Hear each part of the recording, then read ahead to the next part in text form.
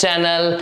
तो बच्चा लोग, आज मिलेंगे हम लोग नए चैप्टर से जिसका नाम है, या फिर आज सीखने की कोशिश करेंगे नया चैप्टर, और उसका नाम है reproduction in higher and lower animal. Simple lower animals तो ज़्यादा देखने नहीं है अपने को, हायर एनिमल्स में, और उसमें भी सिर्फ ह्यूमंस देखने हैं। ठीक है, तो रिप्रोडक्शन इन ह्यूमंस या reproduction in lower and higher organisms, तो ये देखना है। ये चैप्टर के लिए बच्चे बहुत ज़्यादा ना आतुर होते हैं कि भाई कब हमको ये चैप्टर देखने को मिलेगा।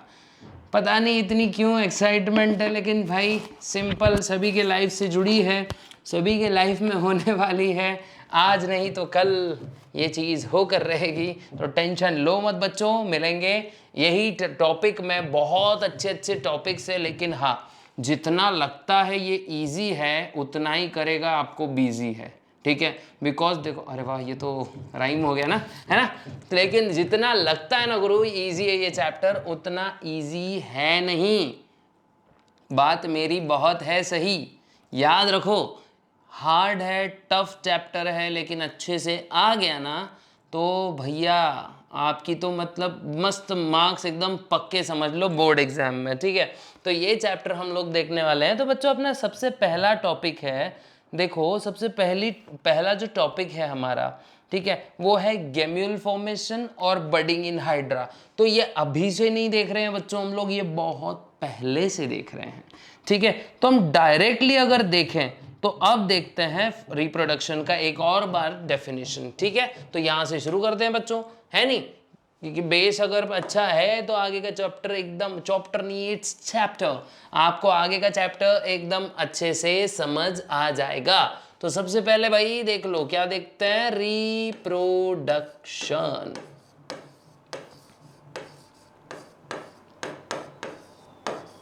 देखो बहुत ही अच्छे से समझाने वाला हूं, बहुत ही नॉर्मल तरीके से, जितना हो सकता है फ्रेंडली लैंग्वेज में समझाने की मैं कोशिश करूंगा। अब देखो बच्चों, रिप्रोडक्शन सिंपल क्या होता है भाई, reproduction the process of formation of new organism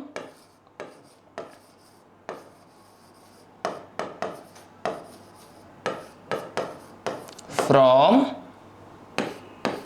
pre-existing, देखो pre-existing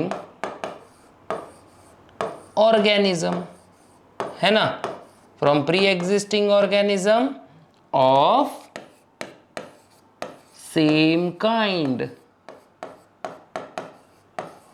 है ना। The process of formation of new organism from pre existing organism of same kind, इसी को हम कहते हैं रिप्रोडक्शन। क्या कहते हैं बचवा, रिप्रोडक्शन। ठीक है, कि भाई नई लाइफ आ रही है प्री एग्जिस्टिंग ऑर्गेनिज्म से, मतलब पहले से मौजूद कोई ऑर्गेनिज्म है उससे एक नया ऑर्गेनिज्म आ रहा है, और लेकिन ये ऑर्गेनिज्म कैसा होगा, सेम काइंड का होगा, मतलब उसी प्रजाति का होगा। ऐसा हो सकता है क्या बच्चों कि यार अचानक से आप लोग अखबार देख रहे हो, शेर ने दिए जेब्रा के बच्चे, जेब्रा मीन जीब्रा के बच्चे, पता नहीं कौन है इसके पीछे, या फिर पता नहीं किसकी साजिश हो सकती है ना। ऐसा कोई न्यूज़ नहीं सुना ना। या फिर आज हमारे पपी को, सॉरी नॉट पपी, आज हमारे डॉग को हुए कैट्स के बच्चे, मतलब व्लॉग हो रहा है यूट्यूब पे, डॉग्स को हुए कैट्स के बच्चे।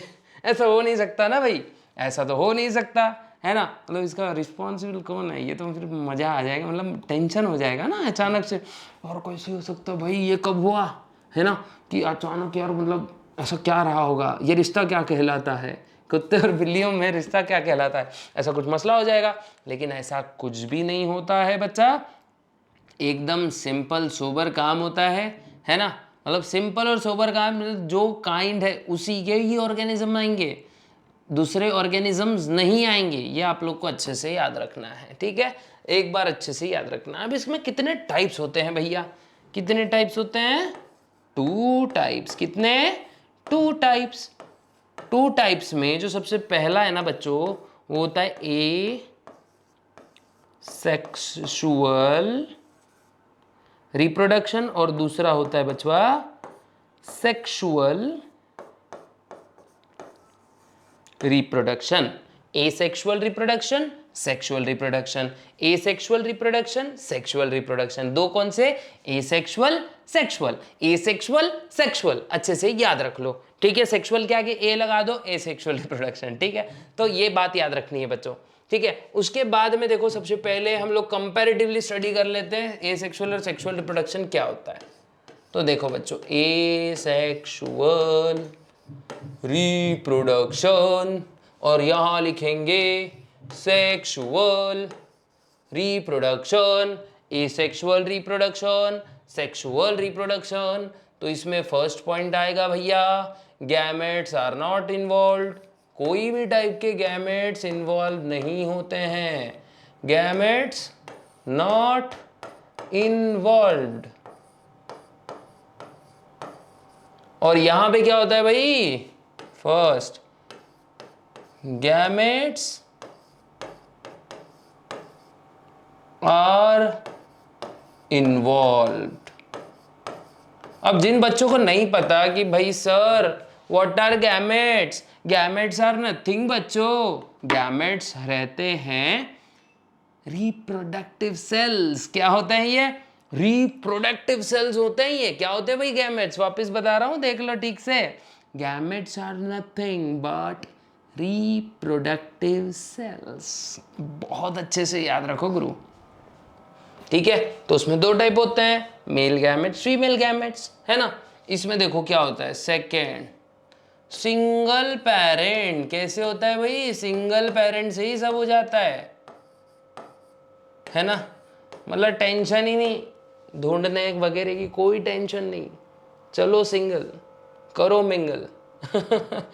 सिंगल में मिंगल हो जाता है यहाँ पे, मतलब एकदम अच्छे से काम हो जाता है भाई, है नहीं। मतलब जरूरत ही नहीं है ना भाई, है कि नहीं। तो सेकेंड, टू पेरेंट्स, यहाँ पे ना दो लोग लगते ही हैं, दो से ज्यादा नहीं, दो से कम नहीं, दो लगते हैं, ठीक है। टू पेरेंट्स इन्वॉल्व्ड,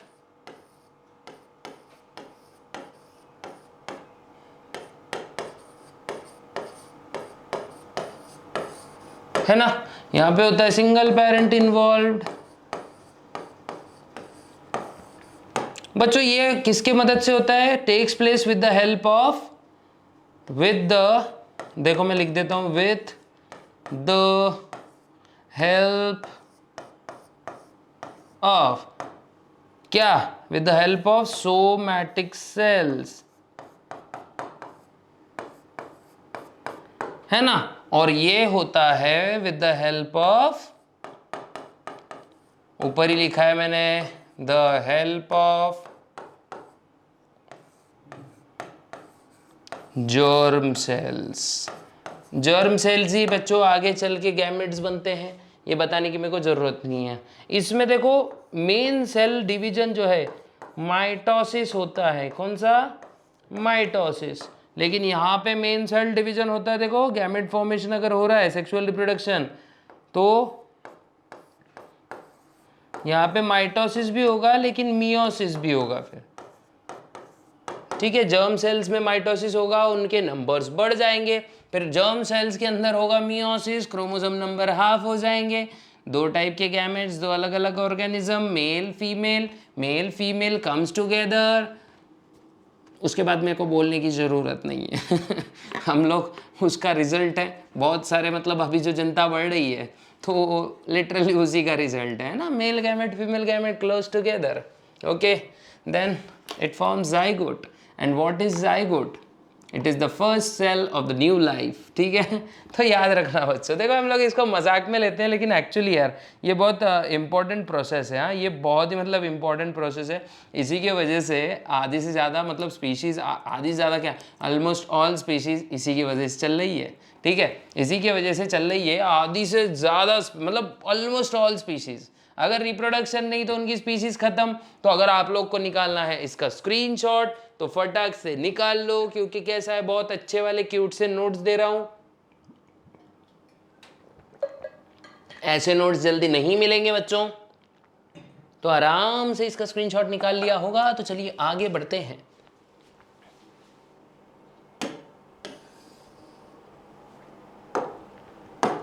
अब देखते हैं भाई सेक्सुअल रिप्रोडक्शन, है ना।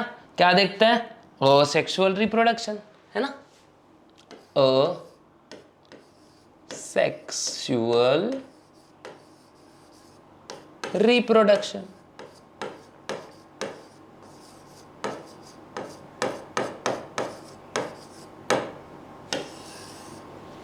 असेक्सुअल रिप्रोडक्शन ये देख लेते हैं अभी। तो असेक्सुअल रिप्रोडक्शन में बच्चों देखो, जो न्यू इंडिविजुअल्स बनेंगे ना उनको क्लोन्स बोला जाता है। क्या बोला जाता है? लगभग refer to as clones, because identical individuals बनते हैं। तो देखो मैं यहाँ पे फिर से लिख के देता हूं आप लोग को। सबसे पहले asexual reproduction, a type of reproduction, type of reproduction. देखो वहां पे मतलब पूरे नोट्स अच्छे से लिखेंगे आप। In which a new organism is produced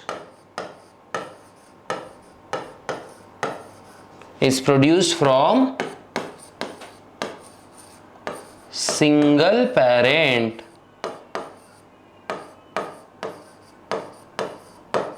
है ना, सिंगल पेरेंट। अब ये जो न्यू इंडिविजुअल या ऑर्गेनिज्म बना, ये अपने पेरेंट के एग्जैक्ट आइडेंटिकल होगा। तो मैं यहां लिख देता हूं आइडेंटिकल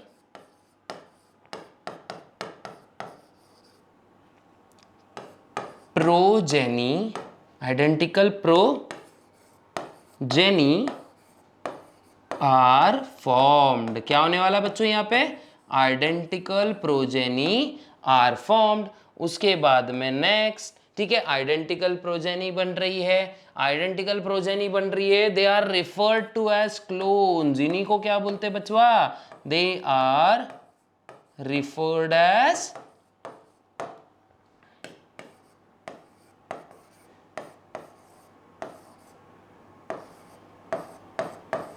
क्या बोलेंगे इनको? क्लोन्स। बिकॉज ये कैसे होते हैं बच्चों? आइडेंटिकल होते हैं, और आइडेंटिकल ऑर्गेनिजम्स को क्लोन्स कहा जाता है, ठीक है। They are referred to as clones. No genetic variation, कोई भी टाइप का जेनेटिक वेरिएशन होगा क्या इनमें? नहीं। नो जेनेटिक, जेनेटिक हो गया, नो जेनेटिक वेरिएशन, इनमें कोई भी किस्म का जेनेटिक वेरिएशन नहीं होता है। फिर it is very rapid. Next point क्या आता है बच्चों? इट इज वेरी रैपिड, कुछ दिनों में ही हो जाता है। जबकि सेक्सुअल रिप्रोडक्शन को ना बच्चों बहुत टाइम लगता है, टाइम कंज्यूमिंग होता है, ठीक है, लेकिन एवोल्यूशन में हेल्प करता है। तो उसी से अपना नेक्स्ट पॉइंट आता है भाई, does not help in evolution. ये किसी चीज में मदद करता है कि भाई it does not help in evolution. याद रखो, it does not help in evolution. उसके बाद में अगर मैं बोलूं रैपिड होता है, एवोल्यूशन में हेल्प नहीं करता है, बस हेल्प्स ऑर्गेनिज्म टू सस्टेन। मतलब इसकी मदद से ऑर्गेनिज्म क्या कर सकता है? खुद को सस्टेन कर सकता है, ठीक है, बट कुछ दिनों तक, ठीक है, या फिर कुछ जनरेशंस तक बोलूंगा मैं। हेल्प्स ऑर्गेनिज्म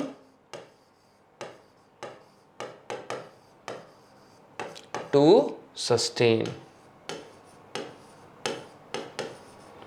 या फिर उसका क्या करता है? ये वजूद बनाए रखता है, ठीक है। एग्जाम्पल, इसका एग्जाम्पल क्या है? देखो पिछले लेक्चर्स में भी हम लोग ने प्लांट रिप्रोडक्शन में देखा था, जैसे बडिंग,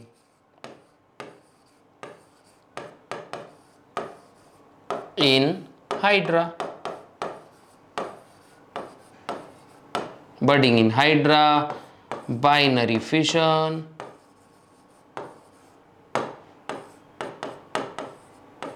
एक्सेट्रा एक्सेट्रा, क्या देखेंगे? Etcetera etcetera. तो जल्दी से इसके भी स्क्रीनशॉट निकाल लो बच्चों, जल्दी से निकाल लो, एकदम जबरदस्त वाले नोट्स हैं।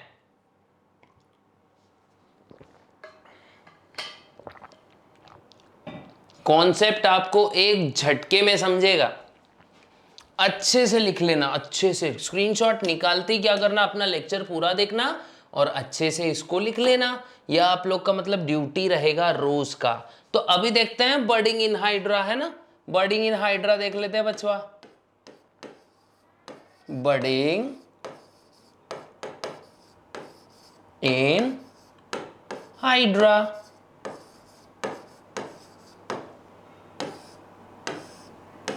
बर्डिंग इन हाइड्रा, ये हम लोग अब देखने वाले हैं। तो इसके लिए हमको क्या करना पड़ेगा भाई, पहले डायग्राम बनाना पड़ेगा ना, बनाना पड़ेगा नहीं पड़ेगा, है ना। तो बना लेते हैं हम इसका डायग्राम। सभी को वैसे पता तो है हाइड्रा वाइड्रा क्या होता है, बहुत पहले सीख रहे हैं, लेकिन फिर भी हम क्या करते हैं बच्चों, अच्छे से बना लेते हैं इसको, ठीक है। तो देखो ये ऐसा हमारा हाइड्रा दिख रहा कुछ कुछ, है ना। अभी इसके टेंटैकल्स भी बनेंगे, टेंशन मत लो, पूरा बनाऊंगा आपका भाई, सब बना के देगा आपको, टेंशन नहीं लेनी का रे। देखो अब हाइड्रा को एक छोटी सी ऐसी आउटग्रोथ डेवलप हो रही है बच्चों, दिख रहा होगा शायद आपको। अब धीरे धीरे जैसे मैं डायग्राम को आगे बढ़ाऊंगा ना, तब वैसे वैसे आपको समझेगा। तो देखो अभी थोड़ा सा शेप और साइज में ऊपर नीचे हो सकता है, लेकिन देखो भावनाओं को समझो यार, मैं क्या बोलना चाह रहा हूँ, ठीक है। देखो अभी हाइड्रा मतलब ये डायग्राम देखो और भी बढ़ गया अब, है ना, बढ़ गया ये डायग्राम, मतलब दिख रहा है ना, छोटी सी आउटग्रोथ थी अब बढ़ गई। अब जैसे जैसे ये बढ़ते जाएगी ना, क्या होगा, एक समय ऐसा आएगा ये पूरी अच्छे से ग्रोन अप हो जाएगी और फिर यहाँ से ये अपने पेरेंट्स से डिटैच हो जाएगी, ठीक है। अब एक छोटा सा हाइड्रा यहाँ पे तैयार हो जाएगा, शायद आपको दिख रहा होगा, देखो डिटैच भी हो गई अपने पेरेंट्स से। अब देखो इसको मैं आपको एकदम हाईलाइट करके दिखाता हूँ, ठीक से आपको दिखना भी चाहिए ना, वाइट कलर के मार्कर से आपको ये इसकी बाउंड्री निकाल के दिखा देता हूँ, है ना। ये है हाइड्रा, और मान लेते ये इसके, ये जो है ये इसके टेंटैकल है, वाइट कलर से दिखा रहा हूँ मैं, ठीक है, ये इसके टेंटैकल्स हैं।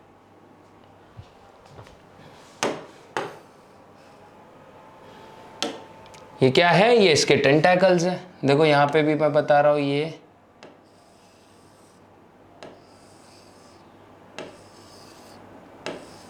देखो ये इसके टेंटैकल है, और ये अपन क्या कर रहे हैं, इसकी आउटलाइन बना रहे हैं।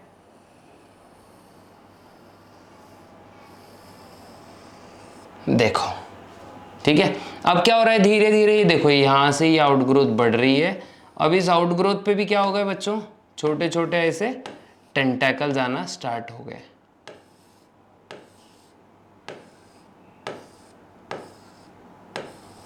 एग्जैक्ट तो नहीं बना रहा हूँ मैं डायग्राम, सेम सेम, क्योंकि कैसा थोड़ा सा तो चेंज दिखेगा आपको, लेकिन चलो ठीक है, समझ तो आ रहा होगा आप लोग को।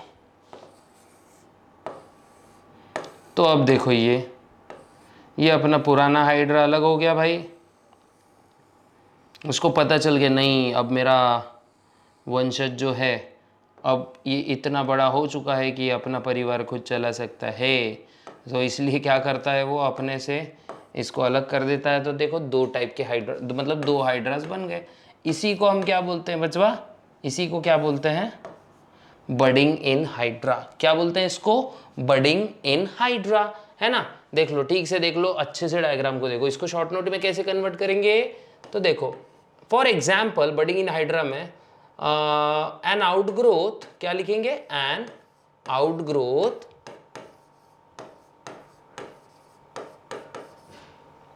Develops on surface of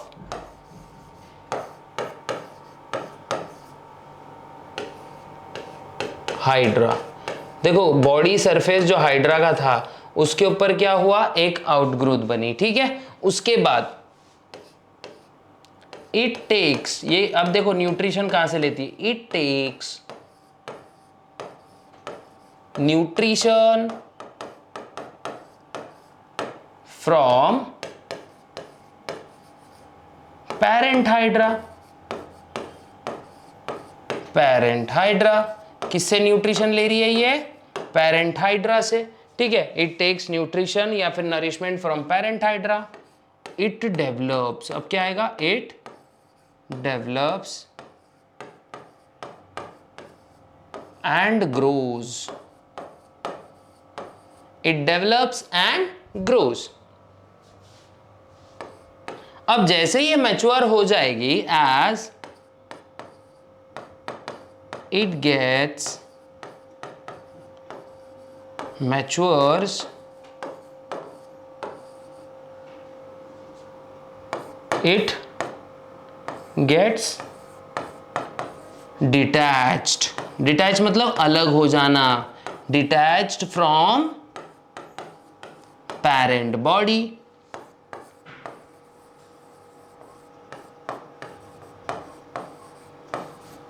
and grows as, या फिर लिव्स एज, ग्रोज या लिव्स एज इंडिपेंडेंट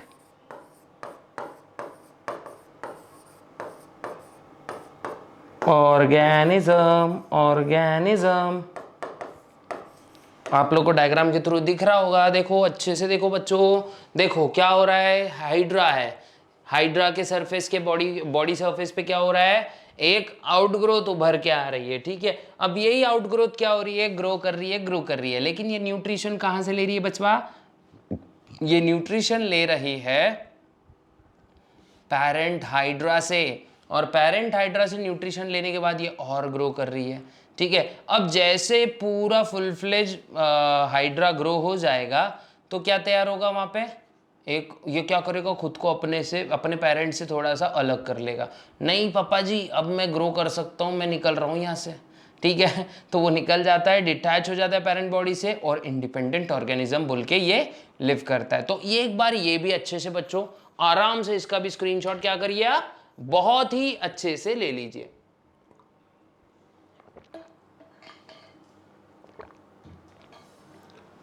अब बढ़ते हैं आगे की ओर।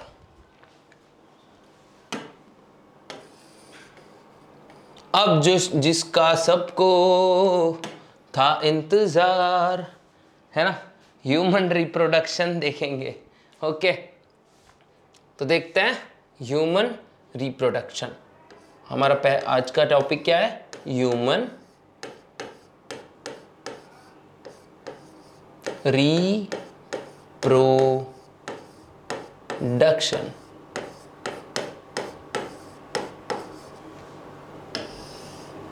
ह्यूमन रिप्रोडक्शन, ठीक है, ये देखते हैं अब ह्यूमन रिप्रोडक्शन में क्या होता है? वही होता है जो मंजूर किस्मत होता है ना, कुछ नहीं, वही चीज़ें होती रहती हैं। तो अपने को सिर्फ क्या करना है बचवा? ऑर्गन्स समझना है। क्या समझना है? ऑर्गन्स समझना है। ठीक है, सबसे इंपॉर्टेंट चीज़ है हमारे लिए ये। तो देखो इसमें फर्स्ट आएगा जो हम सबसे पहले देखने वाले हैं, ये अपनी मर्जी से वहाँ कैसे शिफ्ट हो गया? अच्छा ठीक है, तेरी मर्जी, तू चाहे जहाँ जाए, तू चाहे यहाँ जाए, तेरी मर्जी। कोशिश करते हैं। ठीक है, तो देखो सबसे पहले देखो ह्यूमन रिप्रोडक्शन। ह्यूमन रिप्रोडक्शन में हम जो देख रहे हैं बचवा, सबसे इंपॉर्टेंट चीज वो है हमारा मेल रिप्रोडक्टिव सिस्टम। क्या देखेंगे? Male reproductive system. Male reproductive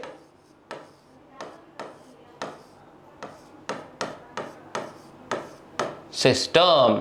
क्या देख रहे हैं बच्चों? Male reproductive system. हम देख रहे हैं मेल रिप्रोडक्टिव सिस्टम। ठीक है, अब मेल रिप्रोडक्टिव सिस्टम में मेन चीजें देखने वाले हैं आज हम लोग।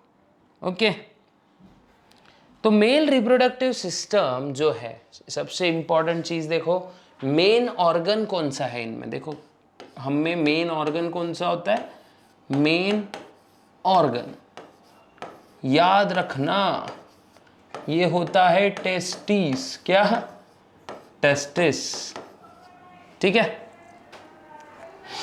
मेन ऑर्गन होता है टेस्टिस। ठीक है, याद रखना टेस्टिस कैसे होते हैं बच्चों? टेस्टिस सर बहुत अच्छे होते हैं। टेस्टिस होते हैं सबसे पहले पेयर्ड होते हैं। ये कैसे होते हैं भाई? दो जोड़ी में रहेंगे, है ना। टेस्टिस होते हैं पेयर्ड। टेस्टिस और क्या करते हैं? टेस्टिस, ये आगे आप लोग को टेस्टिस अपन सीखेंगे ना तब बताऊंगा। प्रोड्यूस, टेस्टिस प्रोड्यूसेस, क्या प्रोड्यूस करता है? तो दीने इलाही ये प्रोड्यूस करता है, ये प्रोड्यूस करता है भाई हार्मोन जिसका नाम होता है टेस्टोस्टेरॉन। क्या प्रोड्यूस करता है? टेस्टोस्टेरॉन। सेकेंड क्या प्रोड्यूस करता है? ये स्पर्म्स, है ना। स्पर्म्स जो भी है ना बच्चों, ये टेस्टिस में ही बनते हैं, याद रखना। उसके बाद में एक्सेसरी ऑर्गन देख लो कौन से ACCESSORY accessory organs. Accessory organs कौन से होते हैं? सपोर्टिंग ऑर्गन्स बोलेंगे जिसको। तो देखो सबसे पहले नाम निकल के आता है बाहर इपीडीडाइमिस। देखो इनके सबके फंक्शन अपन बाद में देखने वाले हैं। एपिडाइमिस हो गया वो, एक मिनट। एपिडीडाइमिस। सेकेंड स्क्रोटम,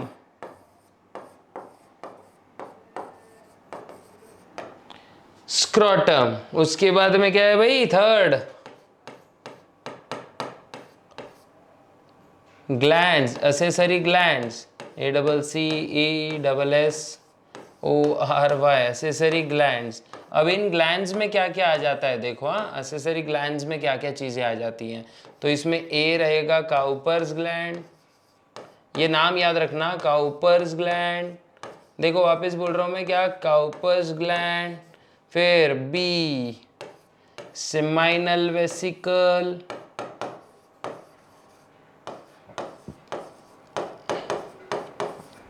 फिर सी प्रोस्टेट ग्लैंड,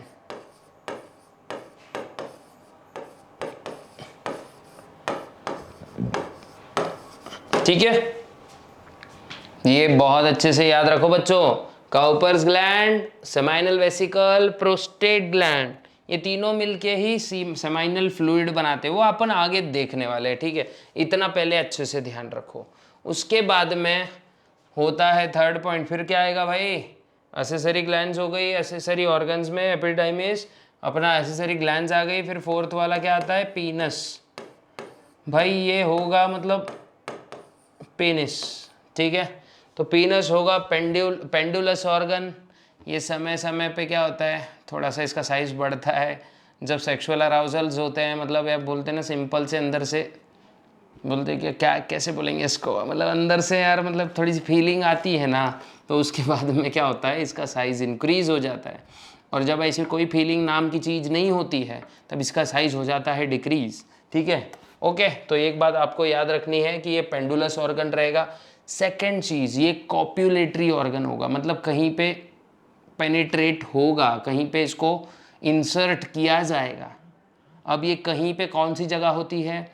ये कहीं पे वो जगह होती है जहाँ से बेबी बाहर निकलता है, जिसको हम बोलते हैं वेजाइना, ठीक है। बहुत अच्छे से याद रखो। देखो थोड़ा सा है ऑकवर्ड लगता है, लेकिन ठीक है, बॉडी का ही हिस्सा है, कोई बात नहीं, ठीक है। ऑकवर्ड तो नहीं बोलेंगे, लेकिन हाँ थोड़ा सा खोल के बोलने को कैसे तो भी लगता है, लेकिन हाँ बॉडी का ही हिस्सा है, तो कोई इशू नहीं है। और ये सबके साथ जुड़ा हुआ है, ठीक है। ये मतलब ये पूरा प्रोसेस बोल रहा हूँ मैं, ये नहीं ये सबके साथ नहीं जुड़ा है, ये सिर्फ मेल्स के साथ जुड़ा है। ओके, अच्छे से याद रखना है, ठीक है।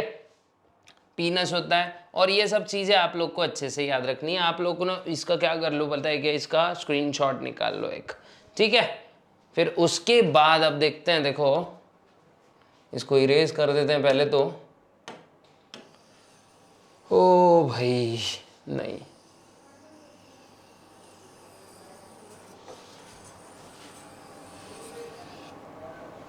ये हो गया गायब। अब देखो पीनस हम लोग ने देख लिया, मतलब यहाँ तक तो देख लिया। अभी सबसे पहली चीज़ जो हम लोग देखने जा रहे हैं तो वो है बच्चों टेस्टिस के बारे में। किसके बारे में देखने जा रहे हैं बच्चा? टेस्टिस के बारे में। तो देखो यहाँ लिखते हैं हम लोग, अब फर्स्ट ऑर्गन कौन सा है? टेस्टिस। कौन सा है? वापस बोलो बच्चा, testis. Testis are the first organs we are going to study. तो देखो टेस्टिस। ओके, तो सबसे पहले अंदर से टेस्टिस दिखता कैसे, उसको मतलब ऐसे बीच में से काट दिया जाए तो अंदर से कैसा इसका सीन होता है ये देखते हैं पहले। ओके, तो पहले अपने को इसका डायग्राम भी ड्रॉ करना पड़ेगा भाई, है नहीं?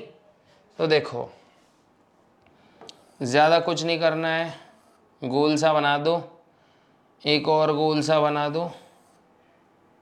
ये नहीं भी बनाया ना तो अपने को बस एक रेफरेंस चाहिए, ठीक है? और ये एक ऐसा बाहर का रीजन दिखा देते हैं अपन, ठीक है? थोड़ा सा बड़ा बना देंगे इसको। देखो ये टेस्टिस की सबसे आउटर वॉल, और मान लो ये दूसरा वाला ट्यूब है। ओके, अब देखो बच्चों, अलग अलग मार्कर से मैं अलग अलग चीज़ें दिखाने का आपको प्रयत्न करता हूँ, ठीक है? तो येलो कलर से जो चीज़ मैं बता रहा हूँ ना तो आप लोग को, ये अपने जर्मिनल सेल्स है। कौन से सेल है बच्चा? देखो येलो कलर के जो सेल्स दिख रहे हैं ना, ये आपको ठीक से दिख रहे होंगे, ठीक है? ये ऐसे वाले है ना, साइड में। थोड़ा जल्दी बनाएंगे इसको, नहीं तो बहुत टाइम लेगा।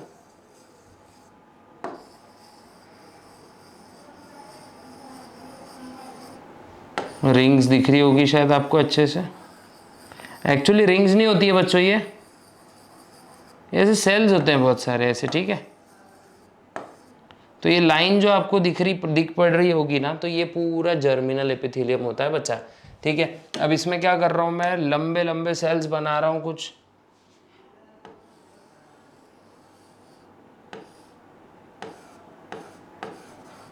देखो ये लंबे सेल्स शायद आपको अच्छे से दिख पा रहे होंगे। कोशिश कर रहा हूँ मैं जितना हो सकता है कार्टूनाइज्ड फॉर्म में बनाऊँ ताकि आप लोग को बहुत अच्छे से समझ जाए। और अगर एक बार अच्छे से समझ गया ना हुजूर, तो फिर आगे टेंशन ही नहीं होगा।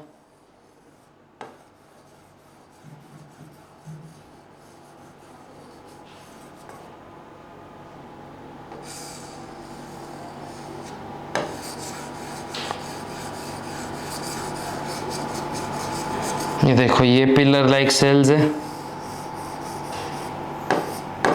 ये जो पिलर लाइक सेल्स होते हैं ना बच्चों, इनको सर्टोलाई सेल्स बोलते हैं। क्या बोलते हैं? सर्टोलाई सेल्स। अब क्या करते हैं, येलो मार्कर से पूरा का पूरा क्या करते हैं, मतलब आजू बाजू की स्पेस को भर देते हैं।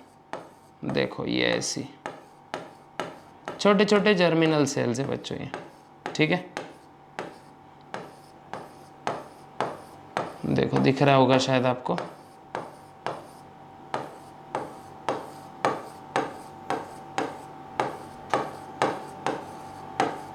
देखो ये पूरे जर्मिनल सेल्स है, या फिर इसी को हम बोलते हैं जर्मिनल एपिथेलियम। क्या बोलते हैं बच्चा?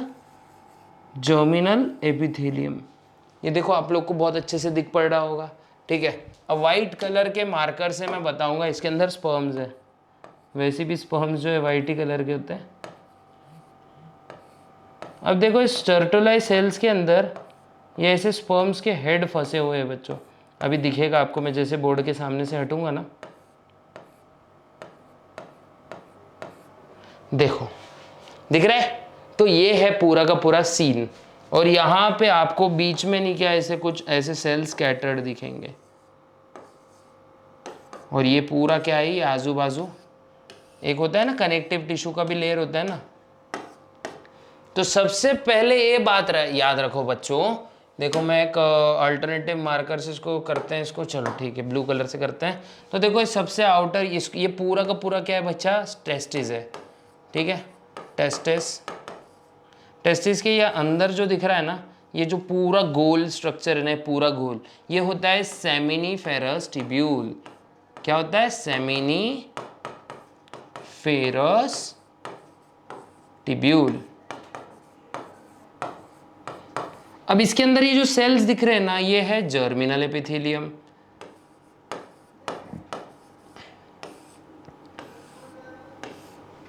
जर्मिनल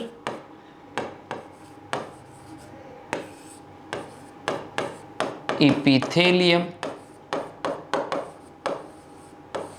जर्मिनल एपिथेलियम है ना ये। उसके बाद में जो लॉन्ग कॉलम लाइक सेल्स दिख रहे हैं क्या, वो है सर्टोलाई सेल। देखो सबके फंक्शन आपको समझेंगे। सर्टोलाई सेल्स, कौन से सेल्स है ये? सर्टोलाई सेल्स। Okay okay. फिर ये जो आप लोग को दिख रहा है ना, ये यहाँ पे जो बीच में सेल्स हैं वो है बच्चों लेडिक सेल्स। कौन से सेल है ये? Leydig cells. इन्हीं को कहा जाता है इंटरस्टिशियल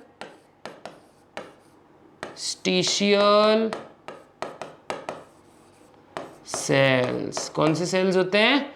इंटरस्टिशियल सेल्स। अगर डायग्राम अगर आपको अच्छे से समझ में आ रही हो तो एक बार इसका क्या कर सकते हैं बच्चों, आप स्क्रीनशॉट ले सकते हैं आराम से। जल्दी से लीजिए।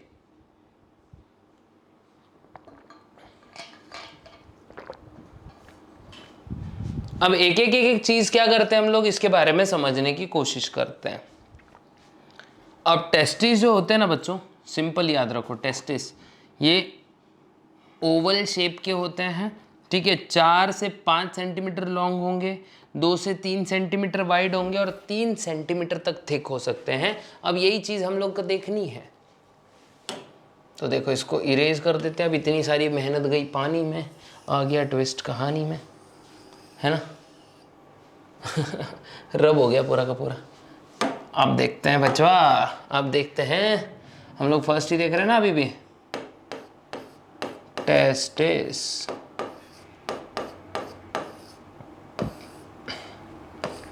सबसे पहले क्या आएगा बच्चों इसमें पॉइंट में? पेयर्ड। कैसे होते हैं ये?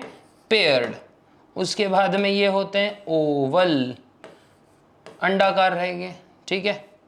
फिर लगभग 5 सेंटीमीटर लॉन्ग और 2 से लेके 3 सेंटीमीटर वाइड, या फिर 3 से लेके आई थिंक सो 4 सेंटीमीटर। आप लोग के बुक में क्या दिया है? हाँ, 2 to 3 सेंटीमीटर वाइड। ओके, और लास्ट में लेंगे 3 सेंटीमीटर थिक। 3 सेंटीमीटर जाड़े होते हैं भाई, है ना। देखो एकदम सिंगल वर्ड नोट्स। उसके बाद 3 सेंटीमीटर तक थिक हो सकते हैं। उसके बाद पेड़ वगैरह तो चलो ठीक है। सस्पेंडेड, कहां पर सस्पेंडेड होता है? Suspended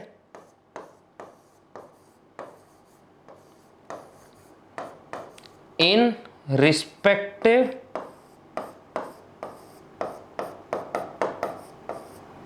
scrotal sac. कहां पे होते हैं भाई? स्क्रॉटल सैक में ये मौजूद होते हैं। कहाँ होते हैं? स्क्रॉटल सैक में। अब स्क्रॉटल सैक क्या होती है सर? ठीक है, स्क्रॉटल सैक बच्चों कुछ नहीं होता है, अपना स्क्रॉटम होता है, स्क्रॉटम, है ना।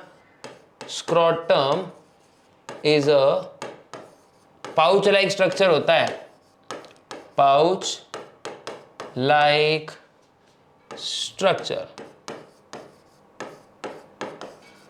है ना। ये पाउच लाइक स्ट्रक्चर होता है। किससे बना रहता है? Made up of skin fold and muscles, है ना। ये कौन से मसल्स होते हैं वो भी मैं आगे बताऊंगा आप लोग को, ठीक है।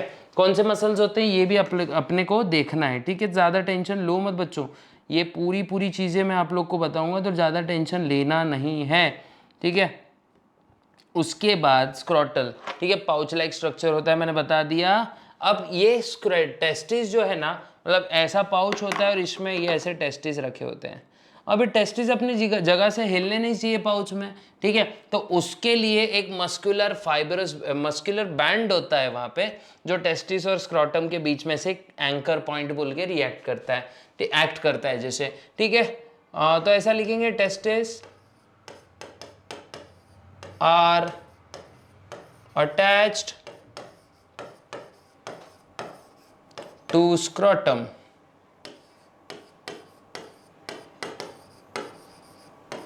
Testes are attached to scrotum by a muscular band. एक मस्कुलर बैंड से अटैच्ड होता है, कॉल्ड एज, इसी मस्कुलर बैंड को क्या बोलते हैं?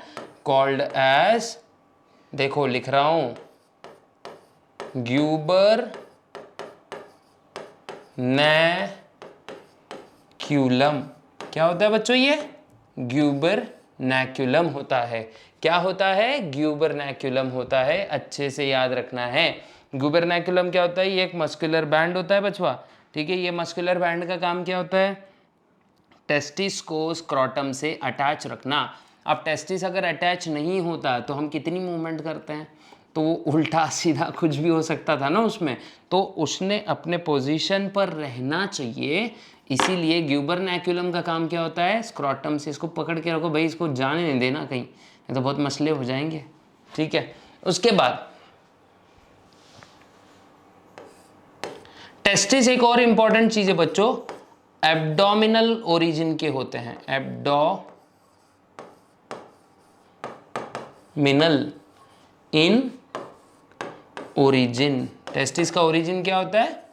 एब्डोमिनल होता है, मतलब ये एब्डोमेन से आए हैं। इसलिए देखो जब भी जोर से पड़ती है ना कभी कभी, तो यार पेट में ज़्यादा जोर से दुखता है, बहुत दर्द होता है कभी कभी, ऐसा मैंने सुना है। भगवान की कृपा से मुझको भी कभी पड़ी नहीं है, लेकिन हाँ मैं ऐसे कभी काम करूँगा नहीं, ठीक है। आप भी मत करिएगा हुजूर, ताकि आपको ज़ोरदार पड़े ना ठीक है, याद रखना। लेकिन हाँ एक्सीडेंटली लग सकता है, किसके भी लाइफ में कुछ भी हो सकता है ग्रुप, ठीक है। तो याद रखना टेस्टिस जो है एब्डोमिनल ओरिजिन के होते हैं, ये एक चीज़ याद रखना है। descended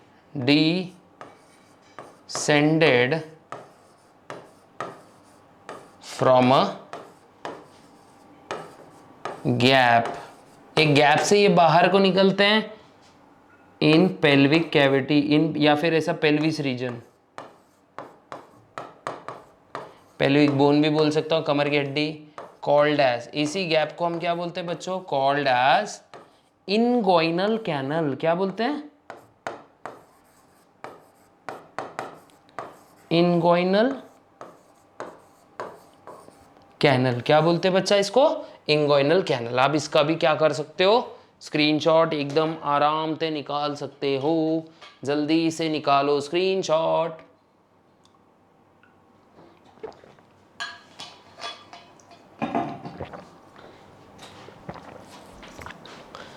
अब देखते हैं, ठीक है, थोड़ा पानी पीना भी ज़रूरी है, हमारा बॉडी हाइड्रेटेड रहता है, ठीक है। अब देखते हैं बच्चों, इम्पॉर्टेंट चीज़ है, यहाँ तक तो आपको शायद आई थिंक सो समझ में आ गया रहेगा, ठीक है। अगर टेस्टिस बॉडी के बाहर नहीं आते हैं, मान लेते हैं ये एक्चुअली 7वां महीना जब चलता है ना, तो 7th month of intra uterine life, testis जो है ना इंगोइनल कैनल से बाहर को रिलीज हो जाते हैं, ठीक है। टेस्टिस जो है इंगोइनल कैनल से बाहर को रिलीज हो जाते हैं। अब अगर समझो मान लेते हैं कि ये सब चीज़ें नहीं होती है, ठीक है, अगर टेस्टिस जो है इंगोइनल कैनल से बाहर नहीं आते हैं, तो फिर होता है गदर, और उस गदर का नाम होता है बच्चा क्रिप्टोर्चिडिज्म। क्या नाम होता है उसका? क्रिप्टोर्चिडिज्म। ये बीमारी होती है जिसमें टेस्टिस फेल हो जाते हैं बाहर को आने के लिए, ठीक है, वो एब्डोमिनल रीजन में ही रह जाते हैं, ठीक है। तो ये आप लोग को अच्छे से याद रखना है। इसको मैं क्या करता हूँ, रब कर देता हूँ ताकि आगे भी हम बढ़ सकें।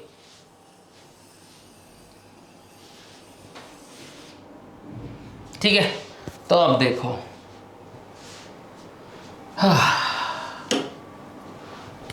तो अब देखते हैं, वो मैं बीमारी बता रहा था आप लोग को, है ना, failure of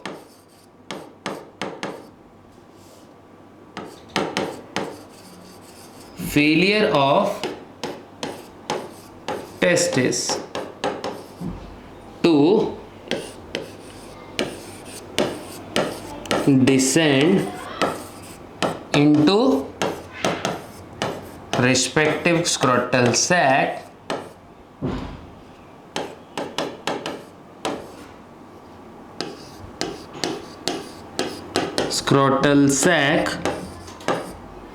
is called as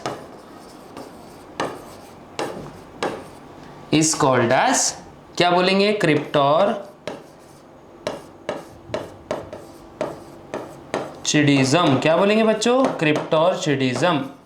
failure of testis to descend into respective scrotal sac is called as cryptorchidism.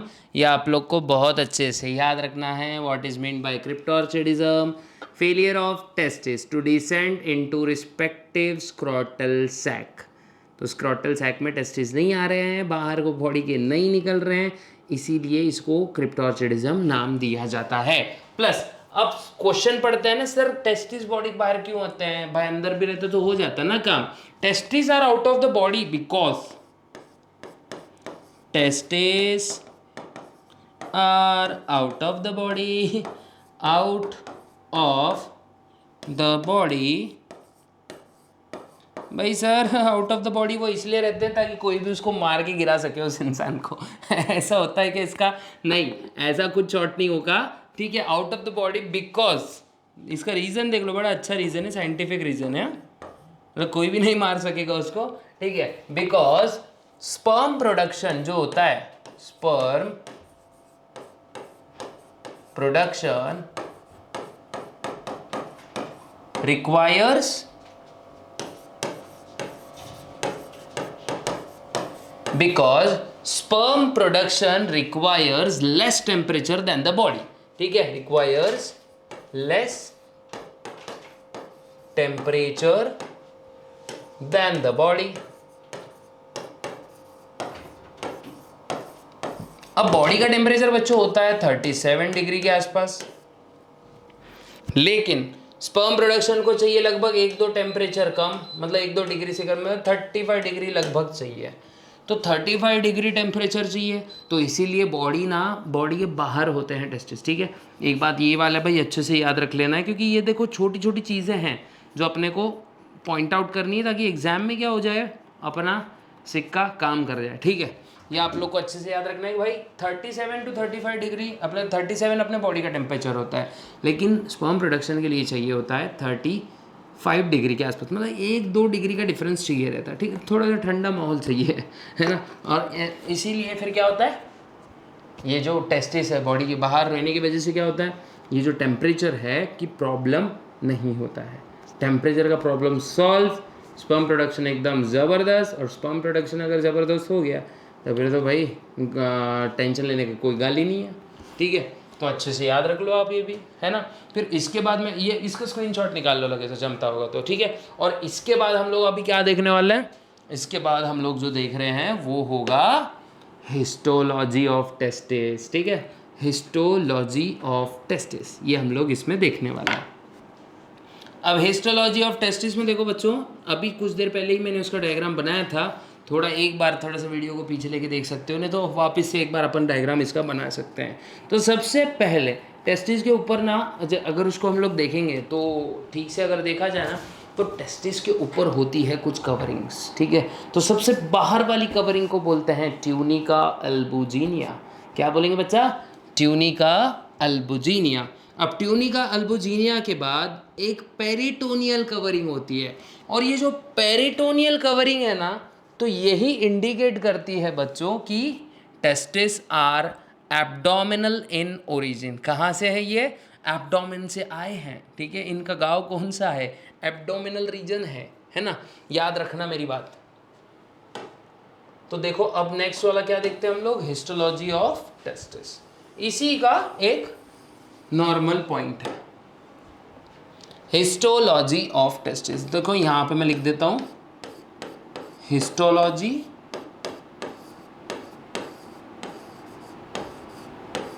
Of testis.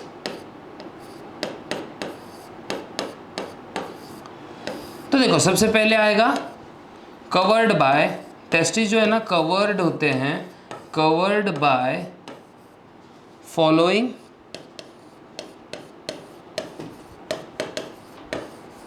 Layers. Testis जो है ना बच्चा, ये फॉलोइंग लेयर्स से कवर्ड होते हैं। क्या होता है, testis are covered by following layers, okay. तो ये चीज़ है इधर पे होती है, ठीक है। टेस्टिस जो है फॉलोइंग लेयर्स से कवर्ड होते हैं। सबसे पहला फर्स्ट ये डाल देते हैं, फर्स्ट नहीं डालते हैं, आउटर लेयर को क्या बोलते हैं, ट्यूनिका एल्बुजिनिया। क्या बोलेंगे बच्चों इसको, ट्यूनिका एल्बुजिनिया। ठीक है, ट्यूनिका अल्बुजिनिया। ओके, ये कैसी लेयर होती है? कोलैजिनस लेयर होती है। कैसी लेयर होती है ये? कोलैजिनस। मतलब किससे बनी रहेगी? Made up of collagen fibres, तो फाइब्रस लेयर भी बोल सकते हैं। ठीक है, अल्बुजिनिया मेड ऑफ कोलैजन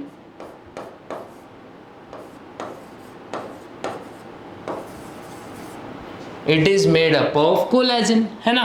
तो ये कोलैजिनस लेयर है। ठीक है, और ये क्या होगा? प्रोटेक्टिव। देखो फाइब्रस है तो मतलब प्रोटेक्टिव ही होगी। उसके बाद में बच्चों देखो सेकेंड,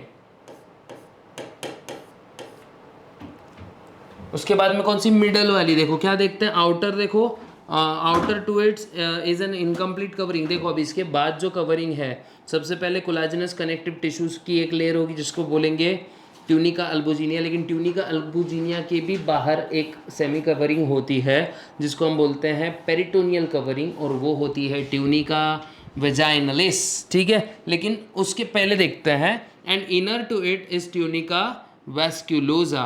अब ये वैस्क्यूलोजा क्यों बोलते हैं इसको? बिकॉज ये वैस्क्यूलर होती है, और वैस्क्यूलर का meaning rich in blood supply. ठीक है, रिच इन ब्लड सप्लाई याद रखो। ठीक है, सेकेंड लेयर कौन सी देखी हमने? Tunica vaginalis. तो देखो ट्यूनिका वेजाइनलिस कैसी होती, किससे बनी है भाई? पेरिटोनियल कवरिंग है। कौन सी कवरिंग है? Peritoneal covering. और उसके बाद जो थर्ड वाली देख रहे हैं हम लोग, कौन सी लेयर है? ट्यूनिका वैस्क्यूलोजा, है ना। कौन सी है?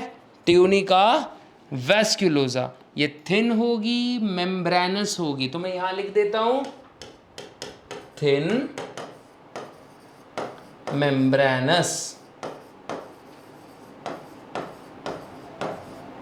ओके, थिन होगी और मेम्ब्रेनस कवरिंग होगी। तो अगर आपको ये सेशन बहुत अच्छे से समझा है तो कृपया क्या करें? चैनल को हमारे लाइक, शेयर, सब्सक्राइब करें। मिलते हैं ऐसे ही इंटरेस्टिंग सेशन में। तब तक के लिए गुड बाय, गुड लक, जय हिंद।